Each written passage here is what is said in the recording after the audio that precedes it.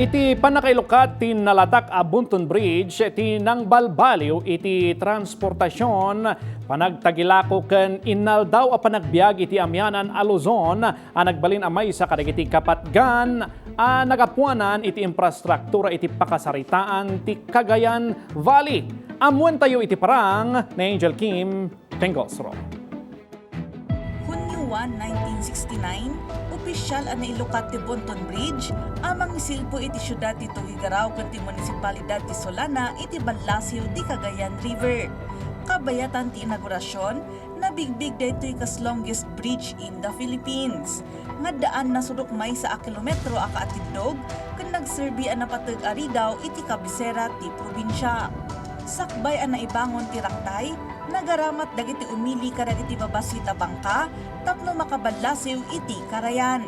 Tunggal pa nagtutudo kung panawon ti layos, narigat ka napagad ti transportasyon ang masansan amang singa iti komersyo kung panagbiyahe, iti nagbautan dagiti komunidad iti agsumbanger apasot ti Karayan.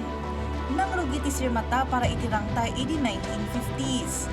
Formal anang rugi ti construction dito iti Disyembre 11, 1960. Kalpasan ti groundbreaking ceremony, adinarayan ni sigod a Presidente Carlos P. Garcia. Nupay kasta, napasaran ti proyekto dagiti karit iti pondo, panagbalbaliw iti enerhiya, ken panagbalbaliw ti administrasyon iti gobyerno. Kalpasan ti dandani siyam atawon a panakaibangon, nailupas ti Rangtay iti Mayo 1969. Indawluan ni First Lady Imelda Marcos ti seremonyal a panaglukat iti Hunyo a 1. Alang tanda iti panangrugi ti baro a kapitulo iti panagduras ti rehiyon.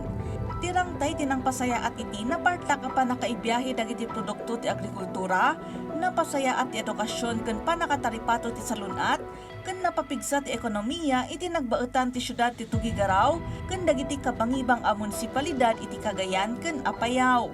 Ita ti Bunton Bridge ket agtaltalinaed a maysa kadagiti nalatak a pagilasinan ti Region 2. Iti laksid ti adun a dekada a napalabas manipod na itakder ti istruktura ket agtultuloy a pakairan-ranudan ti rinnibo a motorista.